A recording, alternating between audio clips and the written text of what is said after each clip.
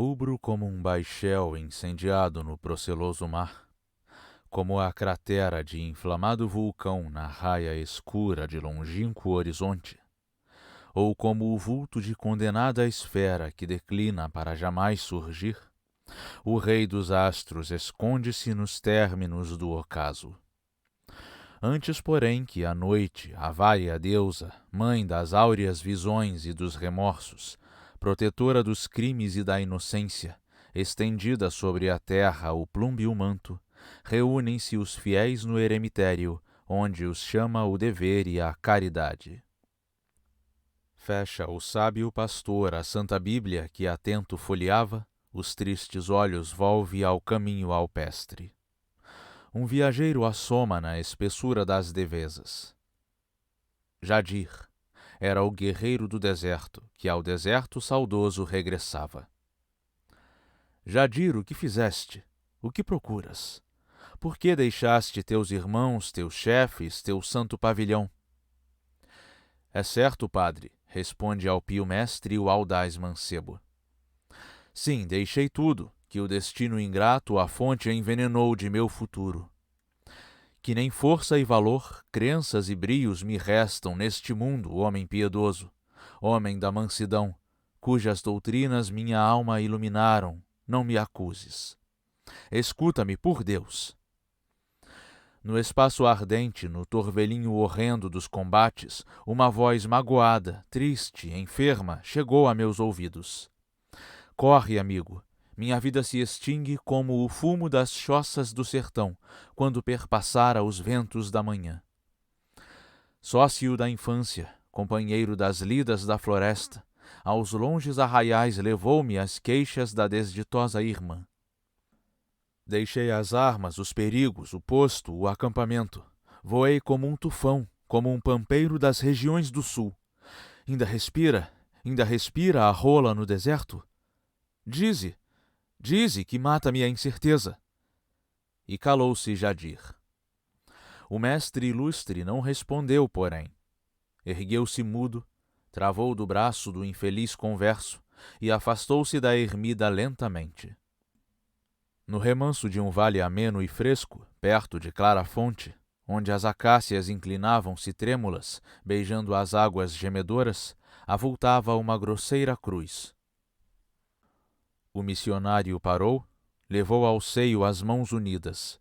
Depois, mostrando o chão da sepultura, disse, abaixando a voz: Ali, meu filho, Naída dorme ali. Singela musa, musa da solidão, anjo dos ermos que descoram as áridas vigílias. Não procures lembrar a mágoa extrema do mísero Jadir. Há sofrimentos como os segredos da famosa esfinge, cumpre deixá-los no mistério envoltos.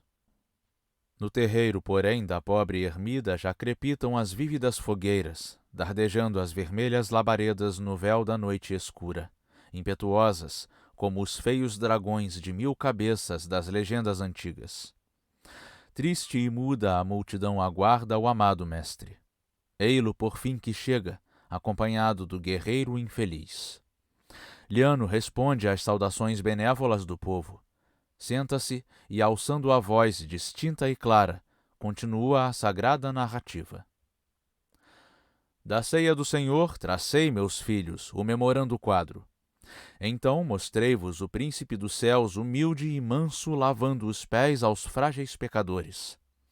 Depois vimo-lo à mesa repartindo o maná verdadeiro, o pão dos anjos, com seus fiéis amigos, e mais tarde nos silvados aspérrimos do horto a morte pré-libar. Sentir nos membros a fria exudação d'água e de sangue porejar copiosa. Enfim, vendido por Judas, o traidor, o servo monstro, preso e manietado, entregue à sanha dos rancorosos padres e juízes. Embusteiros legais, nobres verdugos, ilustres carniceiros, revestidos de púrpura e de arminho. Prossigamos. O horizonte se ubumbra, desce a noite mesta e lúgubre da história. Um orvalho sangrento alaga os campos. Dá-me forças, Senhor, que tenho medo. Jerusalém dormia. Entre os palácios, as riquezas dos príncipes romanos, as pontifícias galas e a penúria, a vil degradação da ínfima plebe. Entre os vastos salões, as lautas mesas, os belos camarins, os fofos leitos e os tugúrios fumosos negros, frios, os farrapos nojentos, as lareiras apagadas, vazias. Ressonava a geração de escravos e mendigos, em cujas veias circulava ainda o sangue dos austeros patriarcas. Jerusalém dormia. A raça impura, que outrora livre e farta no deserto, chorava pelo duro cativeiro das regiões do Egito, e suspirosa lembrava-se das olhas abundantes e das amplas despensas e cozinhas do grande faraó. A raça estulta, talvez feliz, em sonhos, se julgasse, por partilhar os restos e as migalhas que sobravam das orgias dos tiranos. Jerusalém dormia. A voz pausada e rouca das latinas sentinelas nas muralhas de escura fortaleza, o pio das corujas agoureiras nos velhos bastiões, os longes ecos dos nefandos festins, de quando em quando o silêncio da noite interrompiam. Mas, nas habitações dos sacerdotes, nos passos dos pontífices vaidosos, estranho movimento anunciava importante sucesso. As portas francas, os pátios e saguões iluminados, guardas dobradas, confusão de servos, tudo, enfim, revelava que essa noite era não de prazeres e folguedos, mas de urgentes questões, graves negócios. Que sinistro clarão espelha as sombras das ruas tortuosas, mal calçadas, e alumia os grosseiros edifícios da cidade vetusta. Que luzeiros agitam-se nas trevas, numerosos como as chamas fugazes que tremulam nos campos de batalha às horas mortas, quando o gélido orvalho se pendura das tendas dos guerreiros. Que rumores, que vociferações ímpias e feras turbam a aquietação das ermas praças, derramando o pavor pelas moradas do miserando povo. O que procuram esses vultos incertos, macilentos, armados de bastões e de alabardas? Onde vão esses rudes quadrilheiros, cujas lanças delgadas e lustrosas relampejam nas trevas? Bravo e forte, nos horrores do crime endurecido deve ser o malfeitor que arrastam aos tribunais supremos. Cautelosos convém cercar o monstro, que não fuja, zeladores sublimes da justiça. Ó divino Jesus, manso cordeiro, gênio da caridade e da doçura, luminar da inocência. És tu que passas qual um fascinoroso das montanhas, acusado de atrozes morticínios. És tu que triste e pálido caminhas como um feroz jaguar das cordilheiras que os homens do sertão levam cativo às aldeias remotas. Salve Cristo, teu reinado começa neste mundo. Emblema da ternura lutuosa, da beleza entre lágrimas, desmaia no plúmbeo céu a lua decrescente. Jerusalém acorda. Abrem-se as portas, pulam os curiosos faladores dos aquecidos leitos, gira o povo e ajunta-se nas ruas e nas praças. Onde sempre versátil, sempre vário, contos inventa, vaticínios forma, e apesar do vigor com que assevera tão contrários juízos, enleado pergunta o que há de novo. Pobres turba que tomam por verdade a própria sombra. Mas um sudário de úmidos vapores cobre a cidade ilustre e desditosa. Geme o vento nos grossos balaústres das erguidas soteias. Vacilante, como o infeliz marítimo que as ondas jogam sobre os agudos arrecifes de tenebroso golfo às horas mortas. Depois das ânsias de fatal naufrágio ao palácio de Anás, grande entre os padres e sogro do pontífice, arquejando o Salvador chegou. Dúbio sorriso aos lábios assomou do hebreu tigrino. Ele aguardava, impaciente, a presa, e a presa sob as garras lhe caíra. Tardava o sacrifício. Que preceitos pregas às multidões? Quais teus princípios? Quais as crenças que tens? Nas sinagogas, nas praças e no templo, à luz do dia, minha voz elevei, lhe diz o Cristo. Não me envolvi nas sombras do mistério. Não procurei recintos escondidos nem câmaras secretas. Interroga, se desejas saber, aos que me ouviram, e terás a verdade de seus lábios. Nesse momento, a mão de um quadrilheiro, a mão dura e calosa e mais pesada que a pata do tapir, feriu cruenta o rosto suavíssimo de Cristo, deixando impressa a nódoa purpurina da dor e da vergonha. Inclina a fonte e respeita ao pontífice, acrescenta dos vis senhores o mais vil cativo. Se mal falei, responde o augusto mestre, se mal falei, convence-me do erro. Mas, se disse a verdade, o que te move a ultrajares-me assim? Por que me feres? Anás, porém, folgava intimamente. Dirigiu-se a Jesus com gesto altivo, e depois de 1000 pérfidas propostas, depois de 1000 questões insidiosas, enviou a Caifás o herói divino, então coberto de baldões e injúrias, impelido e espancado como a fera que arrancam do covil os caçadores, aflito o seio, descorado o rosto. Do palácio de Anás desceu o mestre. Longe 2 vultos, cautelosos, mudos, pelas espessas trevas se esgueiravam. Um era Pedro, o galileu singelo. O outro, compassivo israelita, pobre e simples mancebo, iniciado da nova lei nas lúcidas doutrinas. Viram-no os quadrilheiros e, afanosos, procuraram prendê-lo, mas, ligeiro, veloz como um veado perseguido, o moço que trazia sobre o corpo miseráveis andrajos esquivou-se e, os deixando entre as garras dos protervos, afastou-se a correr, nu, pelas ruas. Pedro, porém, tardio e vagaroso, foi seguindo o Senhor. O povo aguarda, até o passo de Caifás. Brilhantes e nutridas fogueiras estalavam, aclarando o espaçoso e belo pátio. Grande cópia de fâmulos e servos sobre largos taburnos se aqueciam, conversando ao redor do vivo lume. Pedro se aproximou. Naquele instante, uma escrava da Núbia, esbelta e forte, de bronzeado rosto e negros olhos, descia prazenteira a longa escada. O velho pescador pediu-lhe humilde um lugar entre os outros. Satisfeito, entreou e se assentou sobre uma pedra, retirado dos grupos suspeitosos. No palácio do sumo sacerdote, no formoso salão de alvas colunas, onde os graves negócios se decidem, concernentes à lei, plácido e belo como o sereno, cândido luzeiro que precede a alvorada, entre os negrumes precursores fatais da tempestade, apareceu Jesus.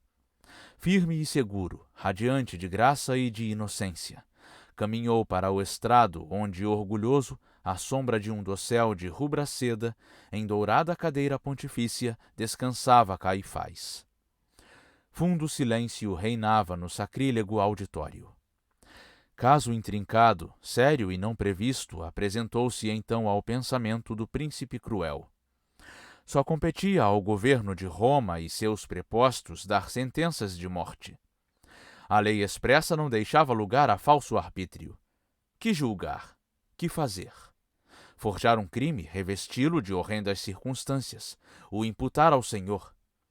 100 testemunhas, malvadas umas, cobiçosas outras, em auxílio dos ímpios acudiram. Mas os pios varões, retos juízes, pontífices ilustres que buscavam o justo condenar, brandos agora, por demais complacentes, despediam, depois de convencidos da calúnia, profanadores vis, monstros perjuros, que zombavam de Deus e da justiça. Ó cegueira da inveja! Ó mal sem cura! Entretanto, 2 sábios publicanos, 2 consócios de Judas, o precito, dirigiam-se ao sumo sacerdote. Nós o ouvimos, Senhor, junto do templo, desse modo falar. Tenho poderes para arrasar o templo, se o quisesse, e depois, em 3 dias, mais seguro, levantá-lo outra vez. Nestas palavras era a ressurreição que anunciava o Redentor do mundo. Era seu corpo o templo que das sombras mortuárias feliz ressurgiria. A feia intriga silvava à sombra da verdade santa. Então disse Caifás: O que me respondes? Tu bem vês que te acusam. Mas o Cristo sacudiu a cabeça tristemente, encarou, suspirando, os delatores, e conservou-se mudo. Urgia o tempo, convinha abreviar o atroz processo, achar um vão pretexto, um qualquer meio de consumar o infausto sacrifício. Retirou-se Caifás. Desprotegido ficou Jesus, sozinho exposto à sanha do vulgacho grosseiro e às zombarias dos depravados ímpios quadrilheiros. O fulgido clarão da estrela d'alva derrama-se no espaço. A rósea aurora pouco a pouco adelgaça o véu cinéreo que flutua nas portas do Oriente. Áureos, fulvos listões, faixas purpúreas, brancas, argênteas franjas atravessam as regiões festivas, onde assoma cada dia mais forte em seus domínios o rei das estações. No grande pátio da casa de Caifás, sempre tristonho, meditabundo sempre, Simão Pedro vela perto do fogo. Os ociosos continuam as práticas estultas, os soldados estiram-se rosnando sobre as lajes do chão. Mas uma escrava que desce nesse instante ao peristilo, para, surpresa, atenta considera o pobre pescador. Bem o conheço, diz a vil criatura a seus parceiros. É este um dos amigos e o mais velho do mestre Nazareno. Oh, tal não digas, exclamou o galileu amedrontado. Nunca lhe ouvi a voz, nem vi-lhe o rosto. Porém, Malco aí estava, o servo Malco, a quem Pedro ferira. Que tu negas? Pois não eras no horto? Não te lembras que me cortaste a orelha? Assode o ímpio. Estranhas coisas, lhe responde Pedro. Falsas proposições dizes, amigo. Nada sei do que falas, nem do mestre que os sacerdotes julgam. Como treme o pescador astuto. Companheiros, informa um dos criados, muitas vezes entrei no seu batel. Estou bem certo. Depois não mais o vi. Por fim, nos campos e nas praças o achei unido aos sócios do filho de José. Não é verdade, exclama Simão Pedro. Então, prodígio. A poucos passos, num sombrio canto dos aposentos térreos do palácio, bateu o galo fortemente as asas e a voz soltou, vibrante e prolongada. Simão estremeceu. Volveu os olhos para as altas janelas e entre as grades viu, ao frouxo clarão da triste aurora, a figura serena e graciosa de seu divino mestre. A consciência, abalada e ferida fundamente, despertou as cansadas faculdades do singelo discípulo. Os remorsos acerbos e pungentes, a vergonha de uma fraqueza quase que perfídia, a lembrança da culpa, o horror da pena. Como agudos punhais dilaceraram o coração do mísero. Os soluços embargaram-lhe a voz e quentes lágrimas, lágrimas puras de alma arrependida, orvalharam-lhe o rosto e as barbas brancas. Amanhecera. Os pérfidos doutores, os anciãos do povo, os sacerdotes, em conselho secreto reunidos, decidiram levar o santo mestre ao romano pretório. Era Pilatos, então governador, homem sem crenças, grande apenas no luxo e na vaidade, no formoso vestíbulo adornado de marmóreas pilastras, sobranceiros recebeu o príncipe latino. Que aos filhos de Abraão a lei proíbe dos recintos pagãos entrar no grêmio. De que delito é réu este mancebo? Quem de vós o acusa e quais as provas do crime cometido? Assim pergunta Pilatos aos pontífices nefários. Então Caifás responde: defensores somos da lei, nas tradições mosaicas dos fóros nacionais. Se delinquente não fora o que trazemos ao pretório, por que te buscaríamos? Doloso, pregador de sacrílegas doutrinas, usurpador de títulos sagrados, é este que tu vês. Mas o romano sorriu-se e respondeu: pois bem, julgai-o pelo vosso direito e usos antigos. Não, atalhou Caifás, a lei condena os castigos de sangue. Então Pilatos voltou-se para o mestre Nazareno. Inquiriu cauteloso os pormenores de seu viver passado, a norma, essência das sublimes lições e o fundamento da feia acusação dos sacerdotes. Satisfeito por fim, ergueu-se e disse: anciãos da Judéia, em vão procuro surpreender a culpa a mais ligeira nesse infeliz mancebo. Sou romano. Vossos velhos costumes desconheço. Fazei o que entenderdes, entretanto, pensai antes de obrar. Tenho o direito, usando de um antigo privilégio, de soltar neste dia um criminoso. Ora, pois, atendei. Nos calabouços dos cárceres romanos está preso o cruel Barrabás, ousado monstro, cuja fama horroriza e assombra os campos. E aqui tendes Jesus, o pobre mestre, filho de inofensivo carpinteiro. A qual dos dois darei a liberdade? A Barrabás! A Barrabás! Exclamam os doutores, pontífices e escribas. A Barrabás! Responde o ingrato povo, acompanhando os bárbaros algozes. Não longe do pretório, iluminada pelos flavos clarões do sol nascente, aparecia a casa de Pilatos, alva risonha, erguida entre ciprestes, coberta de cimalhas caprichosas, frisos sutis, colunas de alabastro e arejadas soteias. Tão festiva dir-se-ia a visão de alto castelo pelos gênios da aurora edificado nas regiões longínquas do Oriente, onde termina o mar e o céu começa. Os mansos passarinhos gorjeavam à sombra dos vergéis, as auras frescas soerguiam as trêmulas cortinas do belo camarim, onde entre flores, mimosa flor também, sobre almofadas lânguida descansava a linda esposa do opulento pagão. Seus pensamentos tristes deviam ser que os rubros lábios cerrava convulsando, e dentre os cílios negros, como a penugem luzidia das escuras abelhas da floresta, rebentavam as lágrimas sentidas. Filha airosa da Itália sonhadora, rola saudosa das alegres veigas dos campos de Lavínia. Que pesares ferem-te o coração.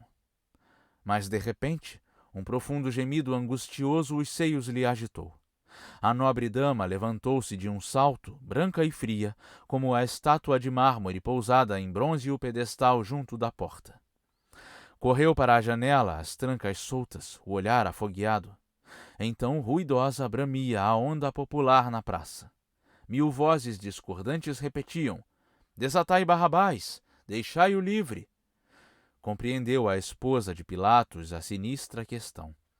Chamou um pajem e mandou ao pretório a toda a pressa: "Vai, dize a teu senhor, ampara o justo, que revelou-me um sonho pavoroso a pureza divina de seus atos, das intenções celestes à inocência, a gloriosa origem de seu gênio." O servo obedeceu. Nesse momento, uma nuvem trevosa e carregada cobriu a luz do sol.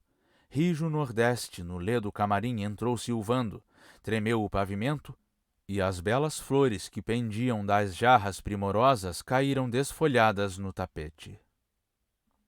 Era tarde.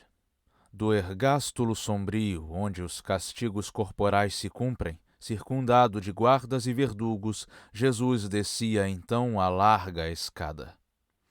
No centro da prisão, na sala negra, coberta de instrumentos de suplício, alastrada de algemas e correntes, rotos grilhões, ensanguentadas cordas, os algozes pararam.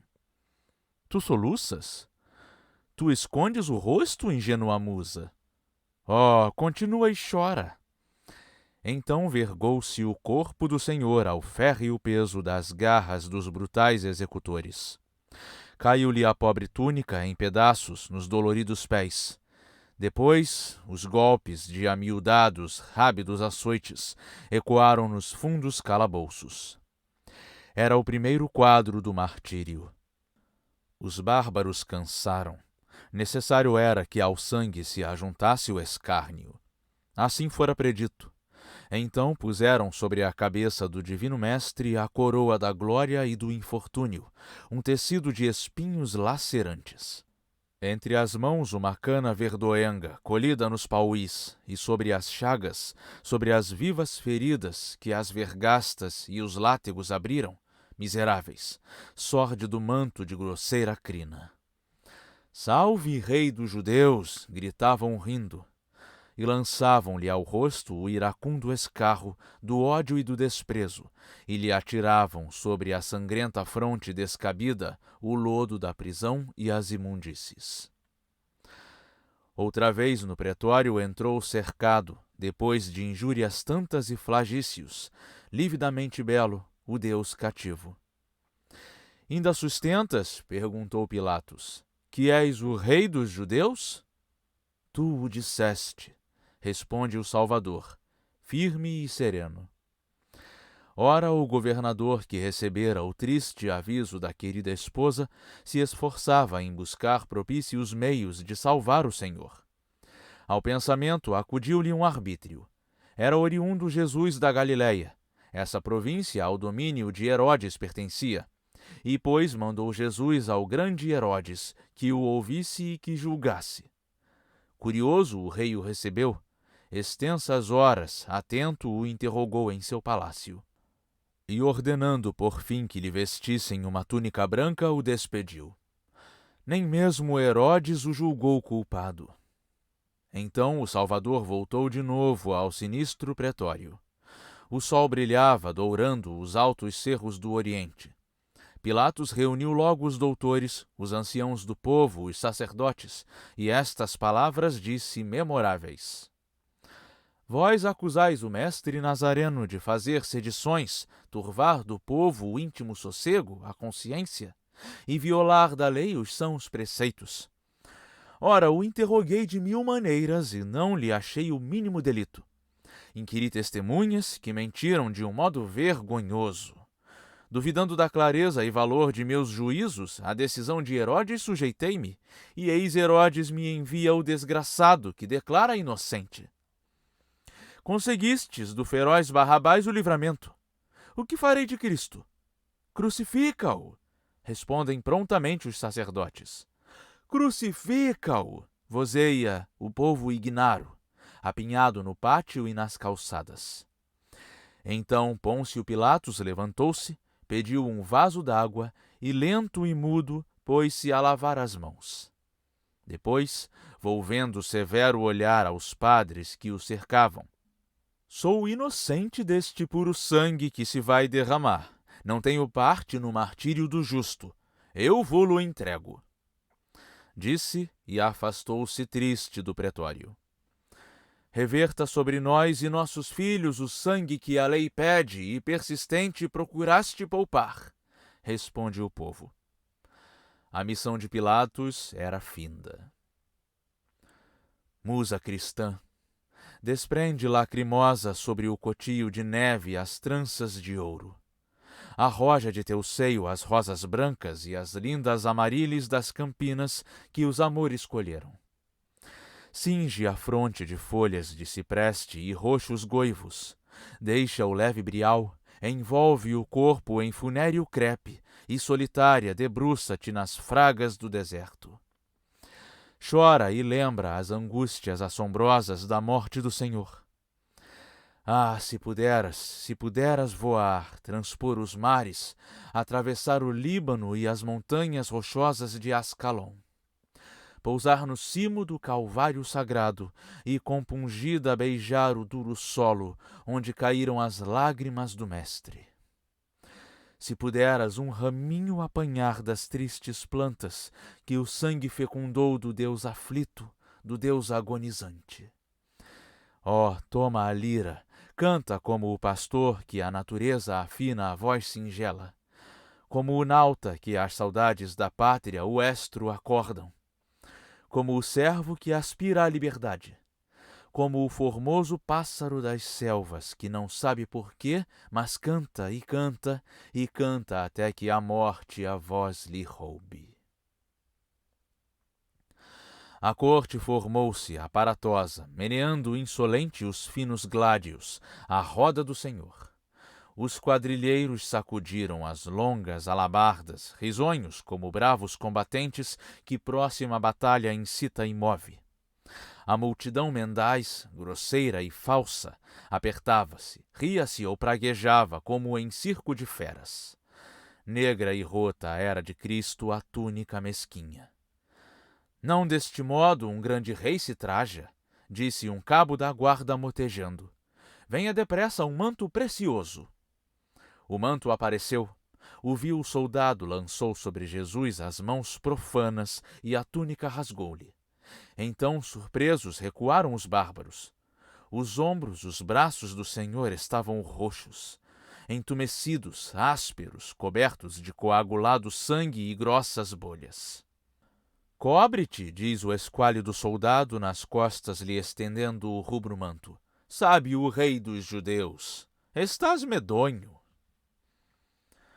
Porém, ao lado oposto do pretório, no baixo alpendre de uma casa escura, lavra trigueiro e feio israelita um pesado madeiro. Nos degraus de antiga e larga escada, enegrecida pelas chuvas do inverno, se debruçam duas formosas, pálidas crianças. Basta de trabalhar, diz a mais moça. Vem descansar, meu pai. É cedo ainda, responde o carpinteiro. Agora mesmo devo entregar aos anciãos do povo esta pesada cruz, e eles não tardam. Pois isto é uma cruz? Pergunta a medo a mais crescida das gentis meninas. Que vão fazer da cruz? Não sabes, louca, murmura o torvo hebreu com dúbio riso. Na cruz pregam-se os maus, os criminosos, os que afrontam a lei. Assim falando, limpa tranquilo o pó do horrendo lenho, já bem seguro e forte. Ó Deus eterno! Exclama a pobre filha. E porventura vai alguém padecer? Pois não conheces o mestre Nazareno? O Cristo! O Cristo! Gritam os lindos anjos do operário. E Jesus, repelido pelos homens, teve as sagradas lágrimas da infância, a oblação da inocência. Bem me lembro, diz a primeira irmã, sobre a montanha, onde ao sol posto descansava sempre. Um dia me pousou sobre os joelhos, deu-me um beijo no rosto. Nesse dia ele falou ao povo me apontando. Deixai vir as criancinhas. E vai morrer o Cristo. Então de perto, um confuso rumor, tropel confuso, passos precipitados, altos gritos, ameaças cruéis, feias injúrias, se fizeram ouvir ao mesmo tempo. Depois, em uma voz, ligou-se tudo. A cruz! A cruz! A multidão bradava. Pronta está, respondeu o carpinteiro. O Salvador chegava acompanhado da populaça em frene. Grão profeta, belo rei dos judeus, preclaro mestre, brada o chefe cruel dos quadrilheiros. O teu cetro ali está, somos teus servos. Toma aos ombros a cruz e nos dirige. Ao Calvário! Ao Calvário! Ruge o povo. Então, a turba iníqua e depravada, vomitando doestos e impropérios, pousou raivosa nas espáduas santas o madeiro fatal. O grande mártir sentiu a luz fugir-lhe e um suor frio correr da fronte lívida e sangrenta. Vacilou um instante. Assim, nos ermos dobra-se e geme o delicado arbusto, quando de árvore antiga um velho galho verga e lhe oprime os ramos florescentes. Assim, nas solidões se inclina o servo, quando de funda gruta a pedra solta rola e o dorso lhe curva macerado.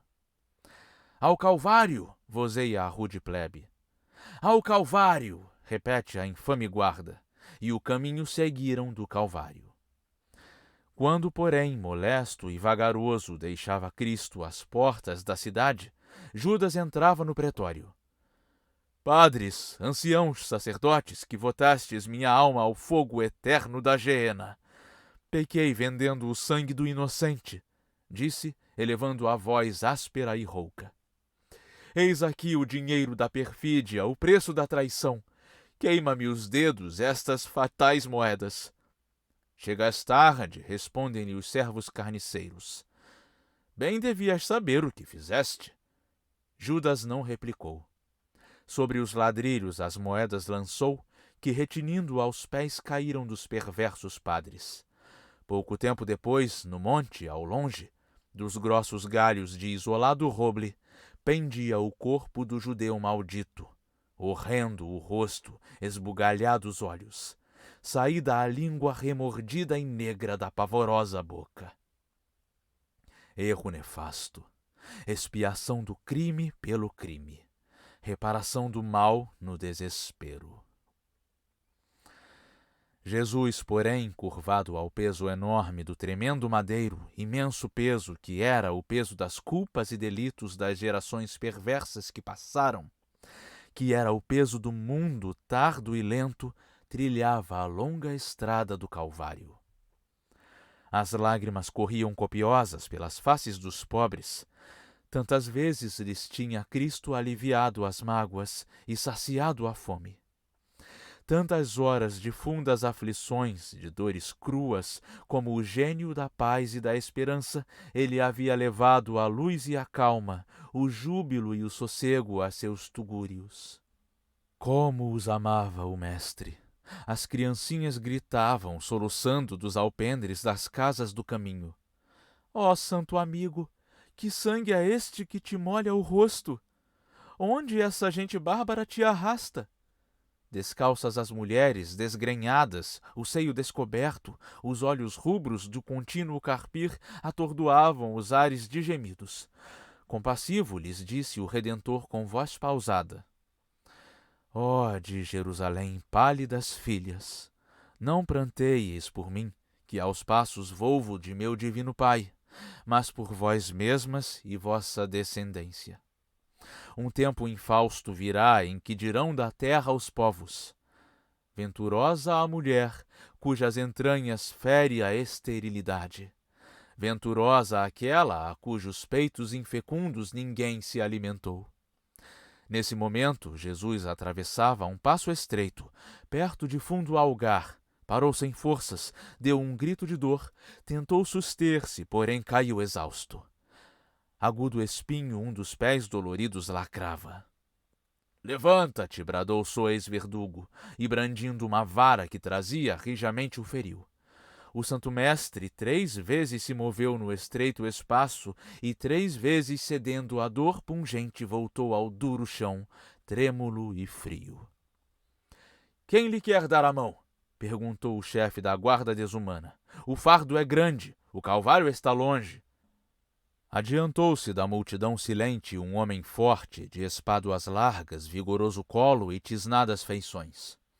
Era seu nome Simão o Cireneu. Calado e sério, ergueu Cristo pelos frouxos braços, pôs-lhe a cruz sobre os ombros contundidos e ajudou-o a subir a pétrea senda. Então, dos verdes campos do ocidente, por extensa vereda tortuosa, chegavam 2 humildes caminheiros.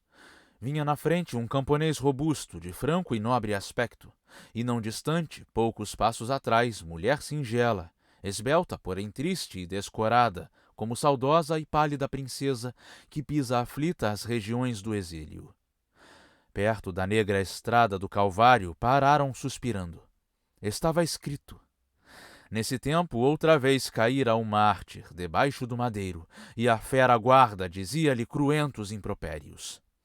A formosa mulher ergueu os olhos, fitou o Salvador, e um grito agudo, sinistro, como o grito da demência, escapou de seus lábios contraídos. Meu filho! Os duros corações tigrinos se abalaram dos ímpios carniceiros. Jesus se levanta. Seu belo rosto sublime se fizera no martírio.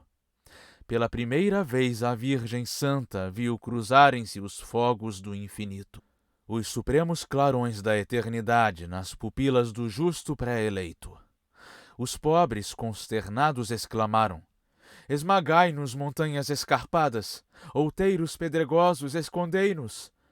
Quando sucede assim ao lenho verde, que destino terá o lenho seco? Sólio de santo horror, de santa glória, pira da redenção, altar do mundo, Calvário soberano. Quão medonha então a luz do sol dourava as balsas do teu cimo deserto.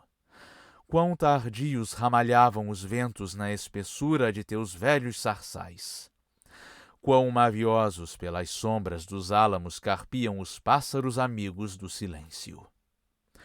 Chegara enfim o séquito de algozes e a vítima celeste ao termo infausto da jornada ominosa.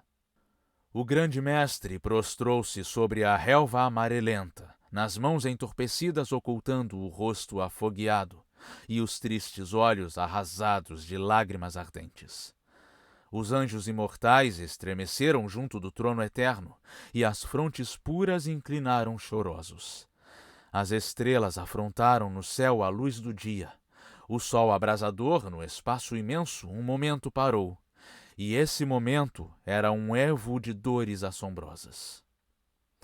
Pobre rei dos judeus, disse um soldado contemplando o Senhor com ímpio gesto. Vamos te dar um vinho generoso, um suave elixir, grato aos sentidos, propício ao coração. Assim dizendo, apresenta a Jesus um bronzeo vaso cheio de denso líquido, composto de esverdeado fel, grumosa mirra e turvo, acerbo vinho. Toma e bebe, faze ao mundo o teu brinde derradeiro. Jesus tomou a taça, o justo emblema das provações amargas da existência. Ergueu-a tristemente aos roxos lábios e, sentindo o licor viscoso e acre, longe arrojou-a sobre as duras pedras. Companheiros, à obra! Altivo ordena o torvo-chefe da tartária turma. Pulam movidos de secreto fogo os levitas da morte. Cristo assaltam, cospem-lhe ao rosto, rasgam-lhe os vestidos, assaltam-no sem dó pelos espinhos e o deitam sobre a cruz. Torcem cruentos do mártir suspiroso os frágeis braços e os pés dilacerados. Prendem, cerram, fazendo entumecer do colo as veias, a cabeça divina ao vil madeiro. Tenebroso painel, quadro do inferno, cena de execração. Nas férreas garras dos escravos da inveja e da mentira, volteia horrendo o rápido martelo com sinistro fragor e afunda os cravos nos pés e mãos do Filho do Deus vivo. A terra se deprime, o lenho estala, rúbidas gotas de fervente sangue borbulham das feridas hediondas e deslizam em fios purpurinos, molhando a cruz e a relva da montanha. Depois, ímpios verdugos sobre a fronte do augusto condenado afixam rindo como um sarcasmo atroz este letreiro: Jesus de Nazaré, Rei dos Judeus.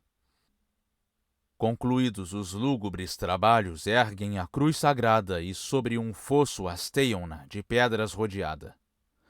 Se és filho de Deus, vem ter conosco, desce de teu madeiro, e então creremos nas escuras doutrinas que pregaste.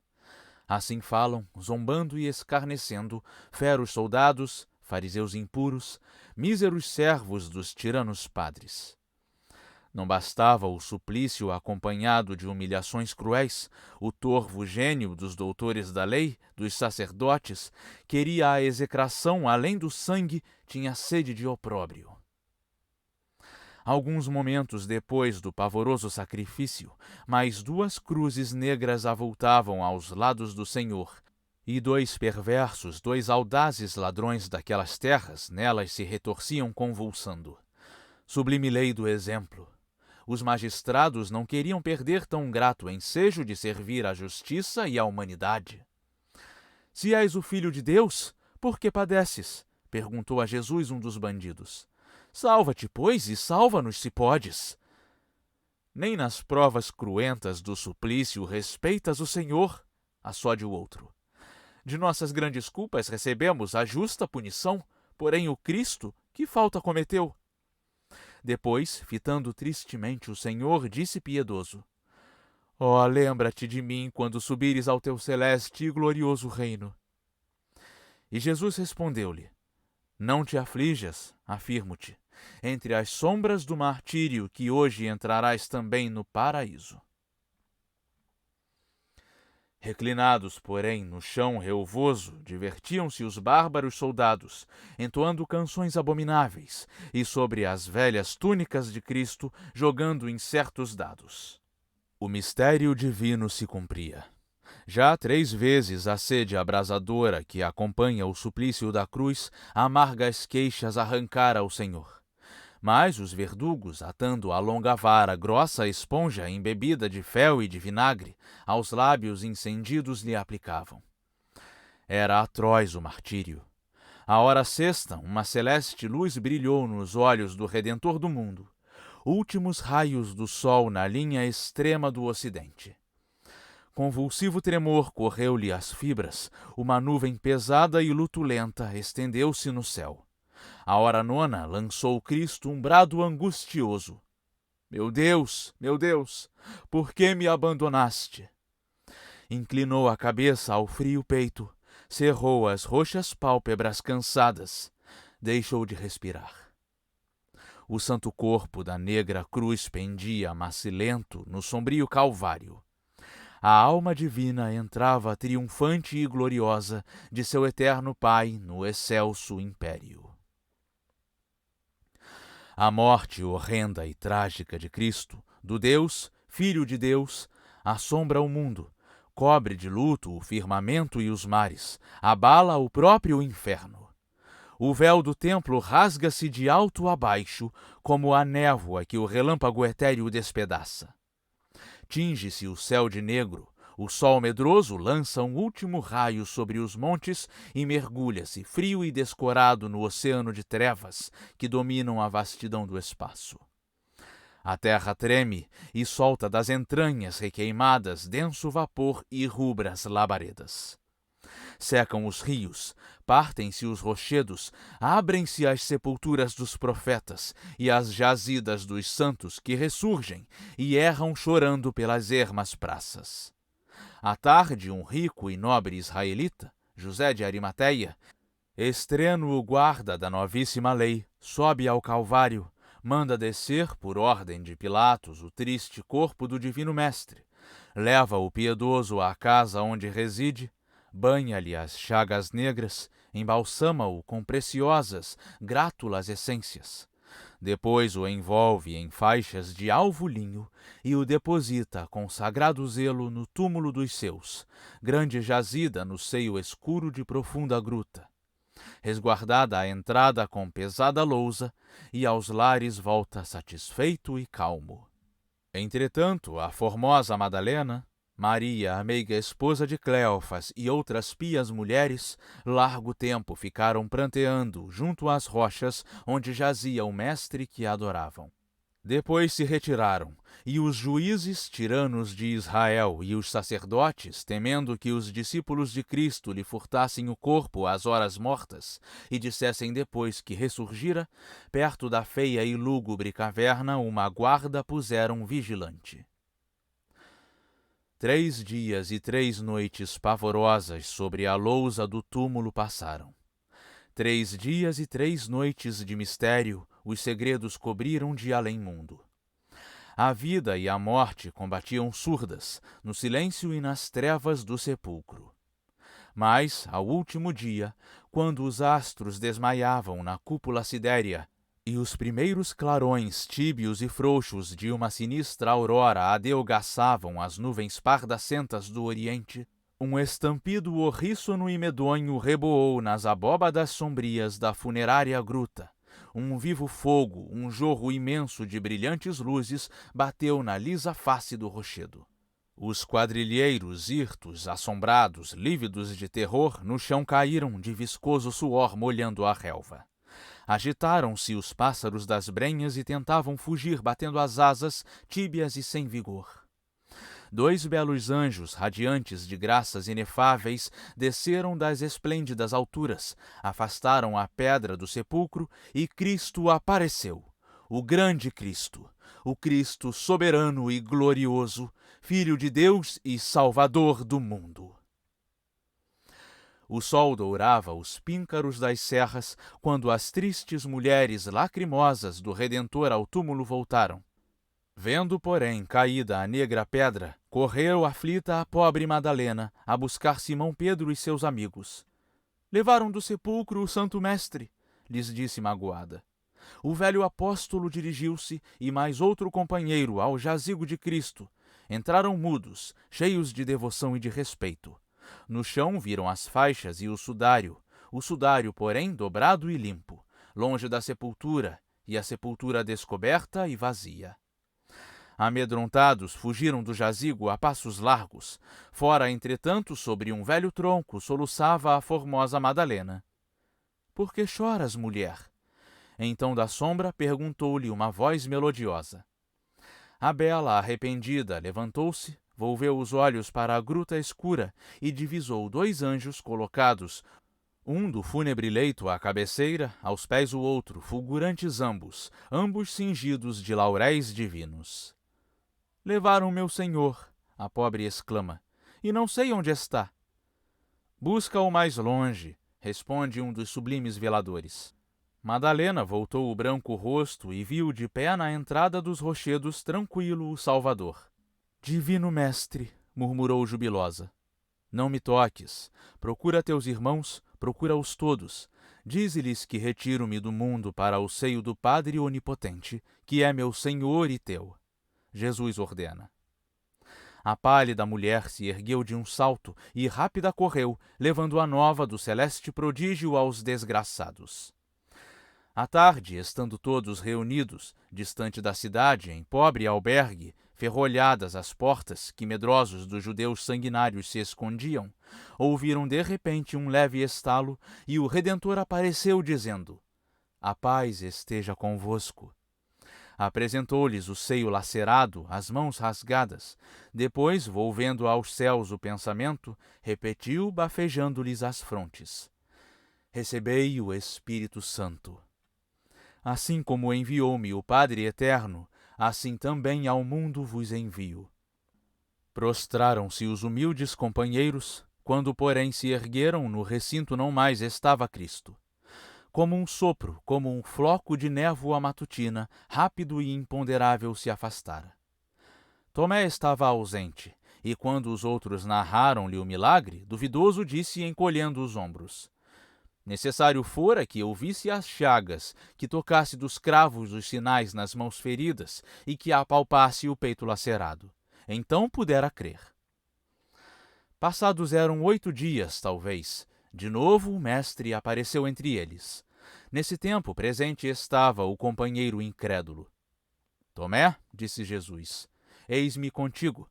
Toma entre as tuas minhas mãos. Repara em minha fronte lívida e sangrenta. Põe o dedo em meu seio.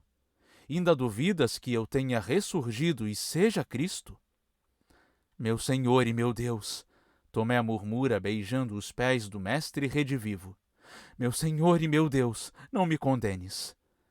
Porque tu viste, acreditaste logo, e o testemunho de teus olhos frágeis antepuseste à glória de meu nome. Mais felizes, Tomé, os que não viram, e apesar de não ver, seguros creram. Disse, e leve sumiu-se, como a sombra que a luz da aurora expele dos fraguedos. Mais uma vez, nas margens aprazíveis do lago azul dos ermos, onde outrora soía meditar nas belas tardes de calmoso verão, mostrou-se Cristo a seus, então, sagrados sucessores.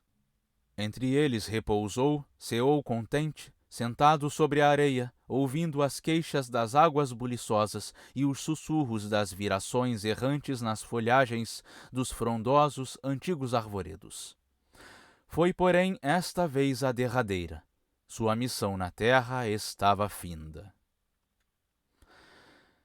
Entre esplêndidas nuvens purpurinas mergulhava-se o sol e os frescos vales abriam seus tesouros de perfumes aos bafejos das auras suspirosas que desciam dos montes do ocidente. Sobre um risonho outeiro reunidos, escutavam os homens do Evangelho as predições supremas, as sentenças e as derradeiras instruções do Mestre. A sossegada aldeia de Betânia se estendia a seus pés, pobre, singela, como um plácido ninho de andorinhas no meio de um vergel. Pobres amigos, o Redentor falou, em vossas almas eu plantei as sementes da verdade. Não as deixeis morrer, tenham embora, em vez de orvalho, lágrimas de sangue.